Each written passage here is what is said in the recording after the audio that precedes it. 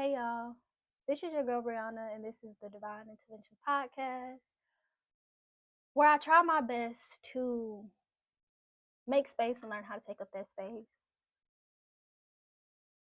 I'm back because I was giving myself a break, and then I reminded myself that the reason why I created the podcast space in the first place is so that I could have an outlet to express myself and how I feel about life and how it's going and where my head is at. And I don't really need a break from myself. So I wanted to share something today that it's been on my mind to share for a while. And after episode 1, 2, 3, and they kept coming, I realized that I'm not going to say that I was avoiding the topic, but that it hits very close to home because, for one, it was embarrassing when I realized it, very embarrassing. But for two, because it requires a level of vulnerability that I wasn't sure that I was at the place to be able to give, to be able to have the honest, open conversation that's required to share what I'm about to share. And around my senior year of college, I basically realized that, well, I'll back up and I'll get to the story. My senior year of college, I was very overwhelmed, had a lot of things going on. And like always, I was fully convincing myself that you're okay and you have things under control. And that word control, when I'm in therapy, me and my therapist go back and forth about the word control because it's something that I'm learning how to release. And I guess that's the theme of this episode, is releasing, because in my senior year, I started to realize that I was having problems with my bladder. I could not hold anything. I couldn't hold anything. And between everything that was going on, that just added another layer of stress. And it took me some time to realize, because I was going to the doctor and I was asking the doctor, I'm like, look, what is wrong with me? And the doctor is like, well, we don't see anything. Like, everything down here looks fine. Like, is it a mental thing? Like, what's going on? And there have been plenty of times. I remember even when I was younger, when I would go to the doctor for things, and the doctor would, in so many words, be like, girl, on our end, it's fine. Like, we don't see nothing that's off. So either you're lying or, like, this is not connected to anything that got anything to do with us. And so through my senior year, I was kind of juggling the things that I was juggling, but I was also realizing that, okay, I am having problems holding. Like, I just am. Just being transparent as a woman, I was having problems. And it was embarrassing for me because, for one, in my head, I was like, girl, you are 22. You ain't even at the age yet to where you ain't even at the age to have problems holding it. Like, what's going on? What's the deal? Like, what conversation breed to breed? What is going on with you? And I went through a lot of different things. I was like, is it my clothes? Are my clothes too tight? I was like, is it what is it? I was like, am I drinking too much?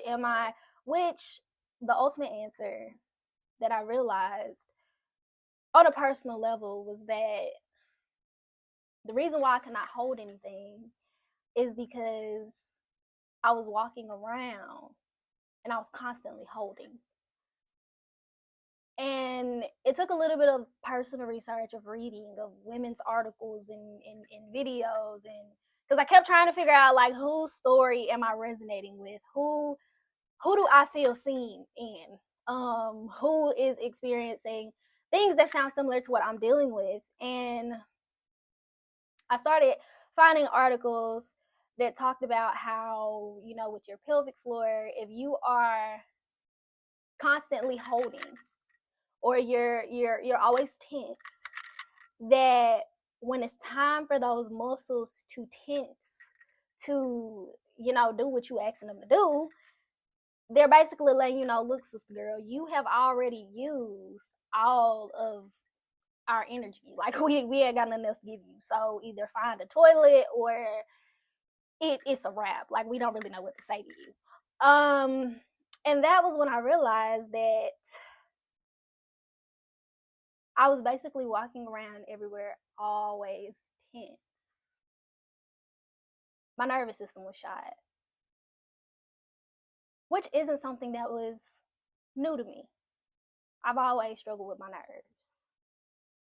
I've always struggled calming myself, which is how I ended up into mental health and all of the things. It's because I know what it's like to struggle with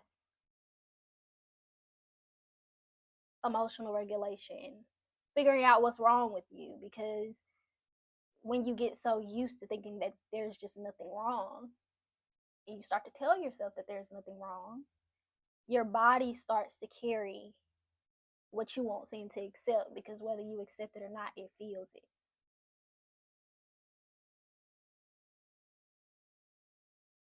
And after the second or third time of running to the bathroom and it not necessarily working, like I said, y'all, it was a very embarrassing time period. And in my head, all I could think is, you're 22.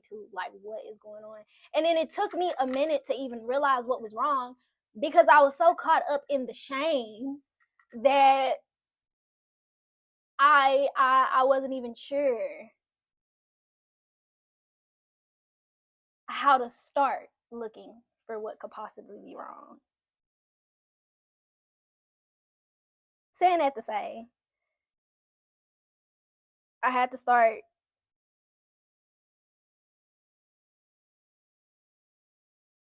reminding myself, which is a crazy thing. It's like I could be randomly sitting somewhere minding my business, and the fight or flight mode would be so bad that I'm just tense. I was walking around, y'all, tensed up, like somebody was just gonna come out of the blue and punch me. Like that. That's the way that I was, like, going through life. Like, I was going through life like I was fully prepared for a blow. Um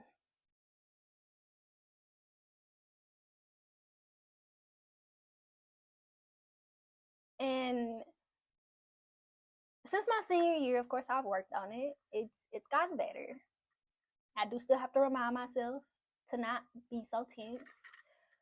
I wear a lot of looser fabrics, looser clothes, loose things in general. And I constantly have to remind myself when I'm sitting somewhere to just relax. Like, don't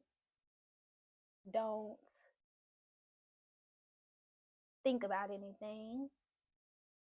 Don't don't. Just sit there. Which is really hard to do when you're a busybody. That's actually a very hard thing to do. But I also want to say that to connect it to me in the present, because since I've moved to Little Rock, something that I've noticed about myself, and I'll I was when I was in the process of moving, y'all. So I basically drove a U-Haul with my car attached to the back, which was a very interesting experience. It turned a 4-hour drive into a 6-hour drive, so I had nothing but me time, and I couldn't go fast. I couldn't go fast because my car was on the back. I couldn't go faster than like 55. But like I just shared, I have anxiety, so I experience anxiety. That's better. So I didn't even want to get to 55. I was just going 50. I was like, I don't even want to find out what happens if I hit the 55 mark, because I'm the type of person, the music start feeling a little too good. Next thing I know, I'm pushing 65. I don't have time for that. I don't have time for that.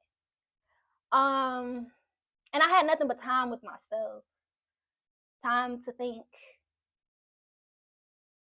and time where I had no choice but to go absolutely slow. When I tell y'all, I started noticing stuff between Mississippi and Arkansas that was probably my second or third time taking the drive.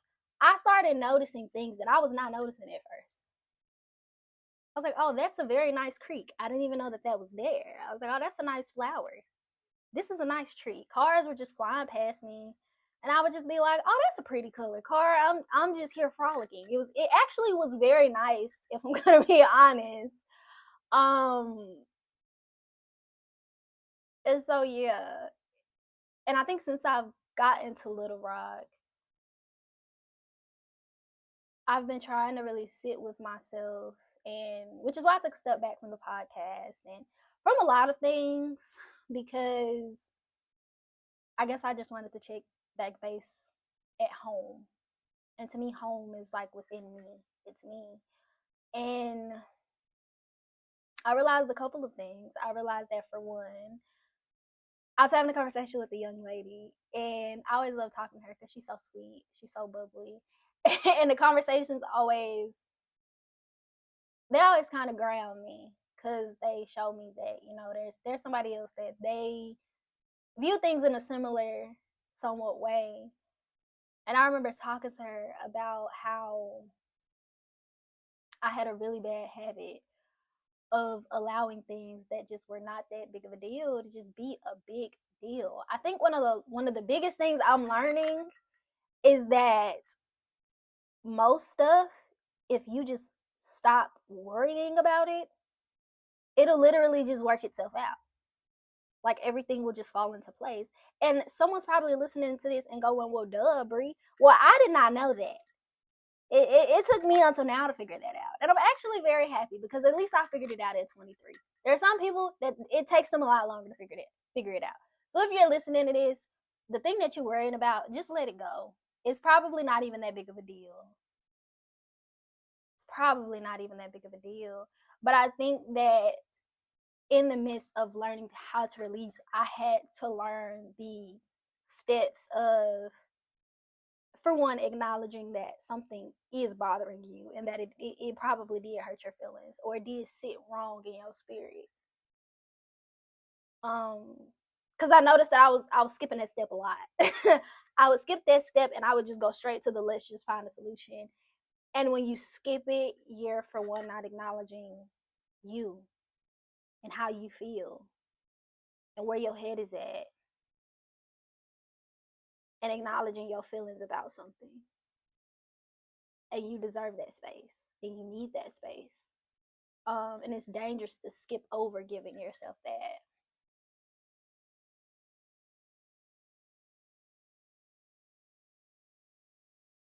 I feel like when you're young, everything just feels like it's the end of the world because, those are kind of the biggest problems to you that you faced at this time. So it just feels like a really big deal.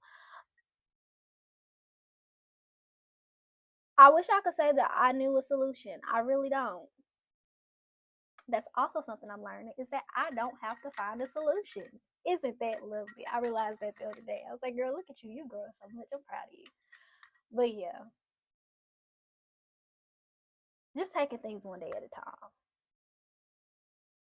It's really all you can do. Don't mind my lighter. I'm lighting sage. But yes, I just wanted to share quick story time. Been telling where I am now. I think I'm also learning how to balance life and work. I think that I was one of those people that whenever I would read my horoscope growing up, I would always get irritated because I would like, I don't resonate with this. And I feel like I've gotten back to like reading my horoscope all the time because I've gotten into like astrology and whatnot. And I'm realizing that the more that I read my horoscope, the more that I realize that, it actually eats me up a little bit because I'm Capricorn. Capricorns are known for being stubborn, because it's the goat, but it's also known for being very hardworking. And I've also learned that since I'm someone that I find a lot of my purpose through work, I really have to be on myself about managing how much I'm working. I really have to be on myself about making sure that I'm not over working, or